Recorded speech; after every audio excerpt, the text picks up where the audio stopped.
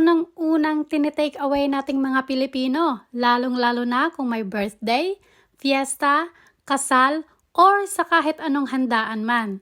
Gamit ako dito ng minced garlic. Dapat talaga ay pinong-pino yung paghihiwa natin dito. Mas maganda sana kung meron kayong food processor para talagang pinong-pino yung ating gulay. Carrots, minsan naglalagay din ako ng celery o kaya parsley, minced pork. At ilalagay ko lang sa mixing bowl salt, pepper, chicken stock, soy sauce, oyster sauce, sesame oil, and mix it all together. 2 itlog. Pwede rin kayong gumamit ng harina. Simple lang naman kapag nagbabalot ng Shanghai lumpia. At alam ko naman na kayang-kaya nating gawin to. Tapos ko na nga pagbabalutin itong aking Shanghai lumpia. Ay, heto na. At painit lang ako dito ng maraming mantika. At sinigurado ko muna na mainit ito. Ang hirap nga naman kasing malayo ka sa Pilipinas. Paminsan-minsan talaga nagkikrave